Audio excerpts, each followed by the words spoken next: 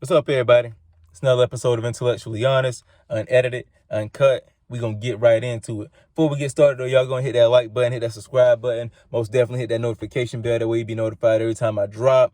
And without further ado, we can go and open up. So the Chicago Bulls, man.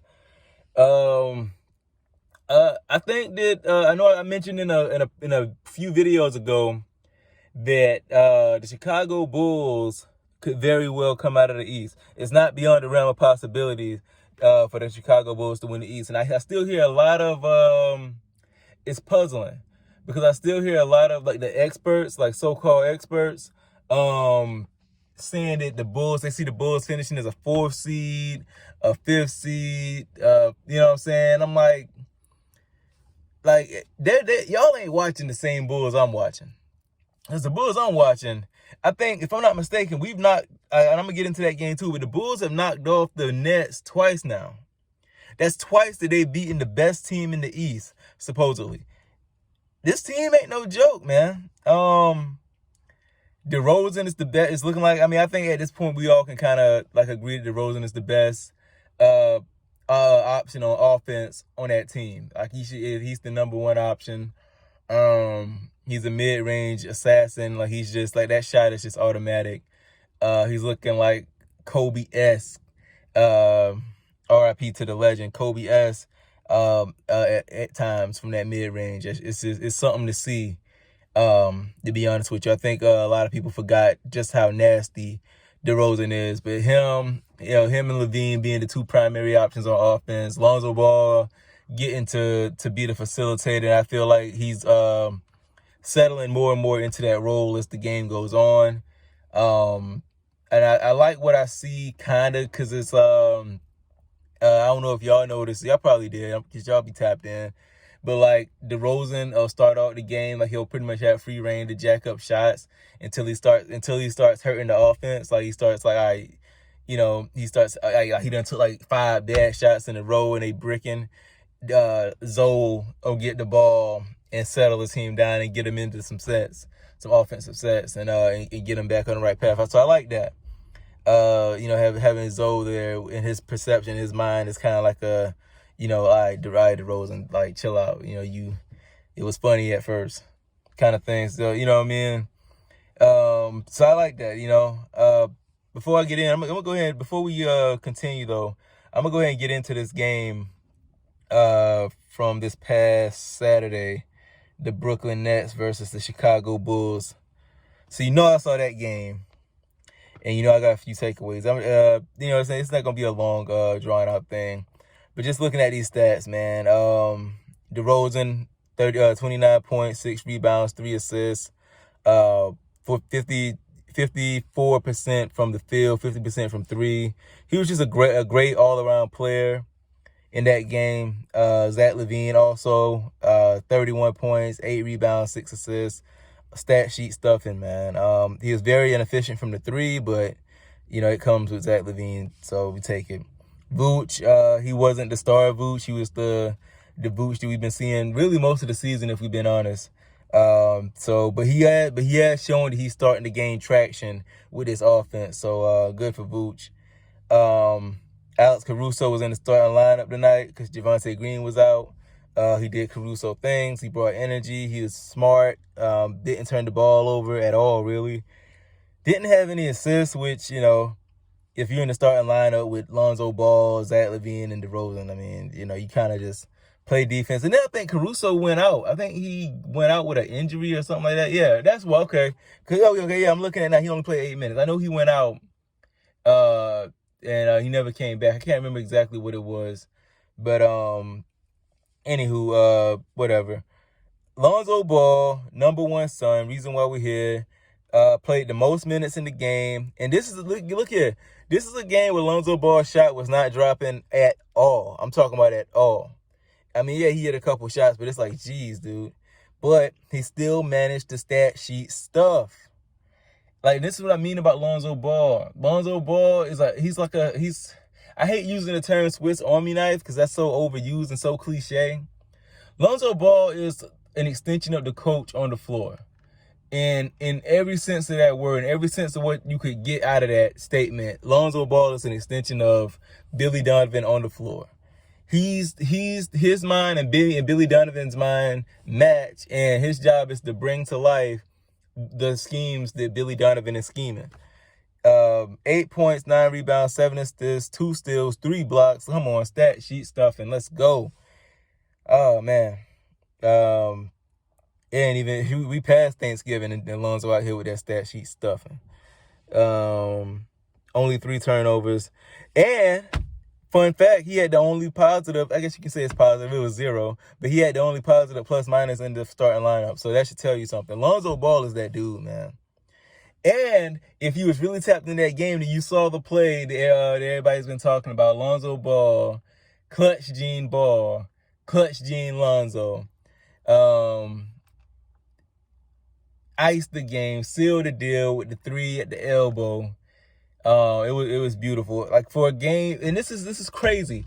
For them to trust Zoe to take that shot, and for Zoe to trust himself to take that shot in a game where he ain't been hitting those shots. He had only hit 1 3 out of 6 before then. And only 2 shots in general before then. And he don't get to the free throw line, so those are the only 2 shots he hit. And they trust him to take that shot. It wasn't like a do or die, all or nothing shot, but it was definitely a shot that if missed, and it would have gave the Knicks life. If they would have missed that shot, the Knicks would have came down, and the Nets would have came down and tied it or took the lead. That shot would have, you know what I mean? It would have been one of those ones. So shout out to Lonzo Ball for being cold-blooded in that moment. Shout out to the Bulls for trusting the boy. This is turning into something. This is turning into something. I think that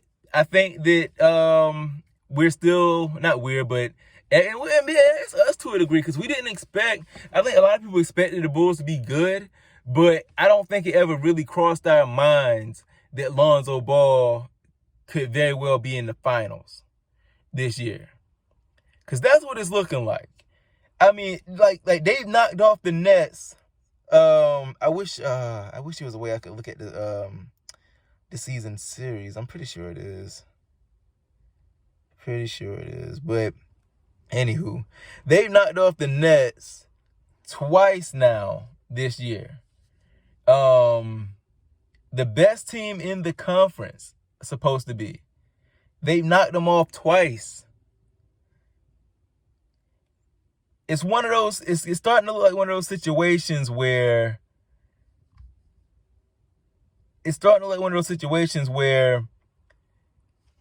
in a 7-game series, you'd be hard-pressed to find a team that could beat this Bulls squad 4 out of 7 games. Because if you look at the Knicks beat them the first time they met. But like I said in that video, I didn't get the vibe that the Knicks beat them. Like the Knicks were better than them. I just get the vibe that the Bulls let the Knicks take that game from them. And now in the Nets, I think the Nets may have gotten 1 game against. I don't know. I gotta go back and research the games. But I'm pretty sure that the Bulls have knocked off the Nets twice this year. And they've knocked off the Heat.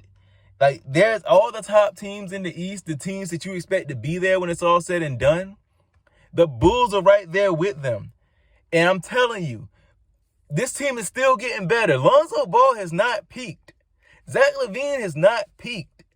You know what I'm saying? And this team as a unit, you can argue DeRozan has peaked. He is what he is at this point, which is pretty good. Don't get it twisted like gravy without a biscuit. This team as a unit has not peaked. We could very well be seeing Chicago in the finals.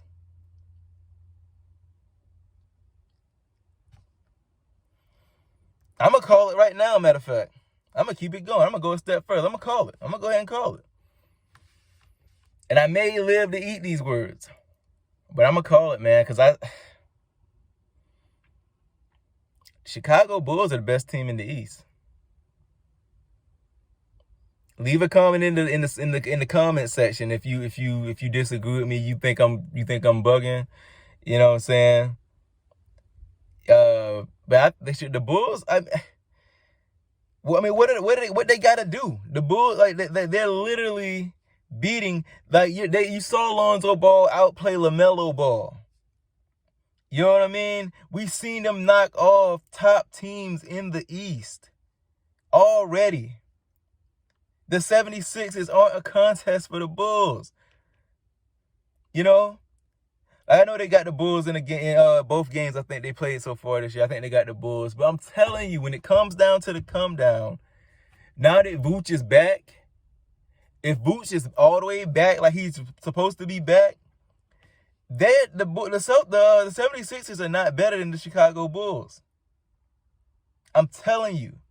Yeah, they did beat the Nets twice. I was going back. They beat the crap out of the Nets the last game, the game before this. So yeah, that's the number 1 seed right there. So, I mean, what else is there? So if the Bulls win tonight, who the Bulls got tonight?